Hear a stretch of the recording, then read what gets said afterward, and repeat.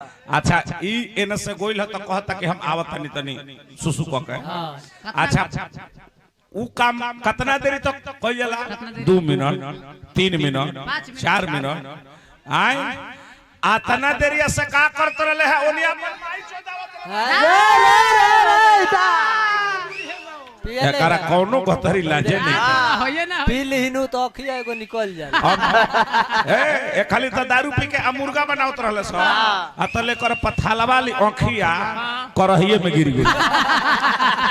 अब लगले से खोजे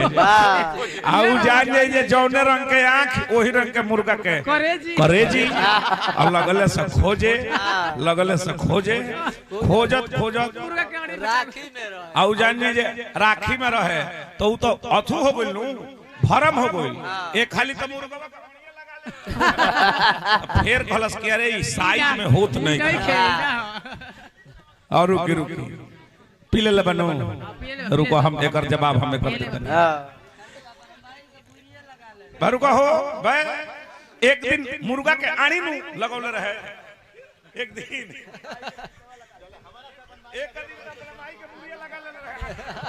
सही इहे गौ नहीं हरे इहे तू बोला हरे ते हमरो के बेइज्जत करा दी हले बलिया के धरती पर आज तक हम ऐसन कहियो गौ नहीं ना गौले रहनी है चाचा अब सुने एकर बाबू रहेले कलकत्ता एकर बाबू रहेले कलकत्ता भाई सर्विस वाला का लड़का ह ओने कलकत्ता में जानते नहीं का करले दाढ़ी उड़ी जनी जे बनावेले तो ओने बड़ा पैसा न मिलेला देखी बंगाल में जे भी हुई ठाकुर हजाम हाँ अब गणेश सैलून हो जा जान जाइए खोलने पड़े तब जान जाइए सोचले जे 10 दिन दुकान बंद करो गाँव चलो आयु भरी ठंडा के महीना रहे इहे ठंडा रहे माने खिचड़ी जान जाइए भीतर है आ एकदम कुहासा कहे जो हम ही बनी आ 10 दिन दुकान बंद करके अइले आयु घरी रहे छोट ई ओ घरी छोट रहे 3-4 बरिस के लड़का रहे 3 साल के रहे अब बड़ा जानिए जे चुलचुली हो आजे के तेज ना हो अरे पहले ही के तेज है तरह के तेज देखले कब आन्हरा काना बड़ी तेज होखेले काना जितना होखेले तेज होखेले अब जान जाई जे हम कहती ना भैया अब लाज के मारे हमरा कहे का पड़ता अब जान जाई जे भैया अब एकर बाबू आई रहले छुट्टी लेके अरावा सब जानते बनी भाई नया हां ढेर दिन भई रहे अब एकर बाबू आई सुता रहे 3 साल का रहे चुलचुली रहे आउ जान जाई जे अब तो एगो आंख एकर जन्म तक खत्म है जे एगो अखिया मुदे नु जे अखिया मुदे ए भैया होने का लाइन काट दो विजय भैया बोलो तड़े सोने से बोलो तड़े सोने से विजय भैया काटो लाइन होने का लाइन काट दो बेस वाला माइक तो पहले बड़ा तो दारू तो अस्थिर हो बाटे रुक अब जान जाई नो जे रुक हम देखो बिना जवाब देले हम मानी ले रहा तो जानते हमरा हो जीवे अबे और कहो अब जान जाई जे आतना ही चुलचुली रहे जे एकर बाबू काम लगावस हां तो ले जाग जाए तो एकर बाबू कहले करे अरे सुत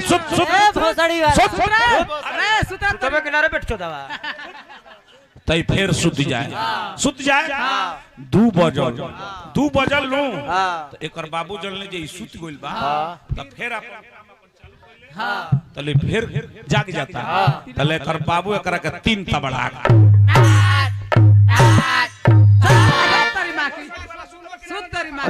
तरी मां की जो अरे बुढ़वा तरी मां की जो बाइक के टिटला अब जान नहीं तो तले सुत जाए तले फिर जब 4 बजल नु